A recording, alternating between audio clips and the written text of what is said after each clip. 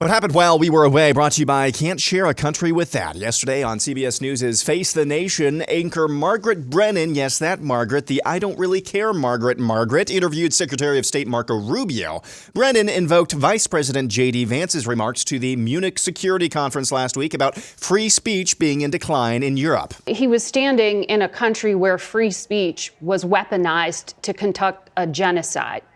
And he met with the head of a political party that has far-right views and some historic ties to extreme groups. The context of that was changing the tone of it. And you know that the censorship was specifically about the right. No, I have to disagree with you.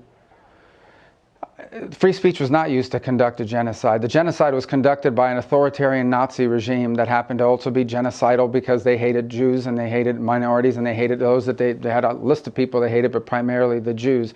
There was no free speech in Nazi Germany. There was none. There was also no opposition in Nazi Germany. They were a sole and only party that governed that country. So that's not an accurate reflection of history. Yes, Margaret Brennan really said that. If you believe in free speech, you're a Nazi. That's a new one. Not to worry, though. Al Sharpton on MSNBC said, "Hold my beer" for the dumbest commentary of the weekend. One day, our children's children will read American history.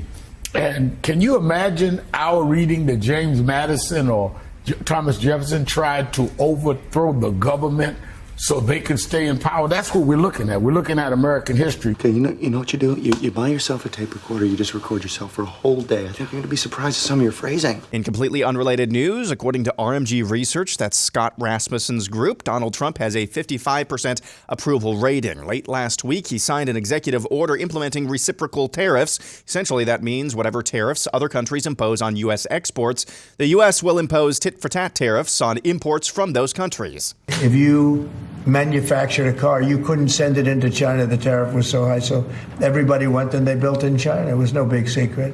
So we're going to see, but it's going to mean tremendous amounts of jobs. And ultimately, prices will stay the same, go down. Trump also signed an executive order banning COVID jab mandates at every school, college, or university that receives federal funding.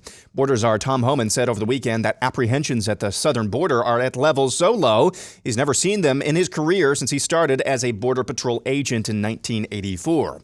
At least 15,000 employees of the Internal Revenue Service are expected to be fired this week as DOGE makes its way through the tax collectors. DOGE, by the way, got a court win late last week as Judge John Bates said the agency has the authority to access systems at 3 federal agencies, including Health and Human Services. Judge Bates is the same pissant judge who told Trump to restore trainee web pages to HHS websites last week, by the way.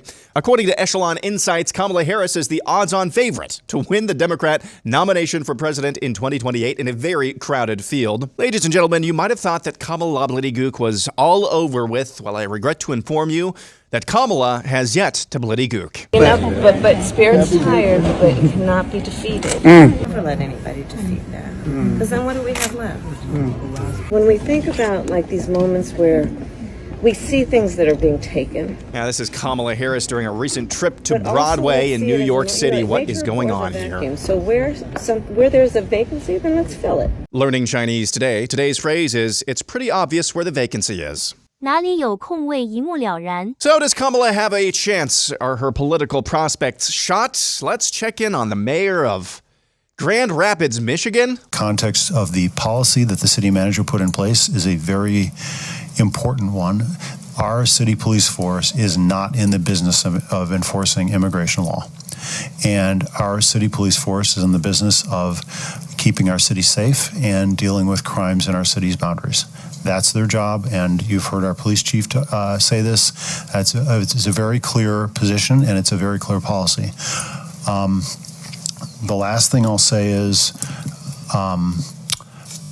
that this is something that I think is probably keeping all of us up at night. This is a terrible, terrible moment for our country, in my opinion, and it grieves me deeply. Yes, Grand Rapids, Michigan. Grand Rapids, Michigan Mayor David LeGrand says the prospect of deporting violent illegals keeps him up at night. Grand Rapids. And finally, Donald Trump fields a question from an Indian reporter during his meeting with Indian Prime Minister Modi. Raising anti-India voice, calling about separation, terrorism activities in India. Do you think that should continue here in the U.S. as well? You're going to have to go louder. Mr. President, people in India would be welcoming your decision to extradite Habur Rana to. I can't understand a word he's saying. Neither can we, sir. Neither can we. And that's what happened while we were away.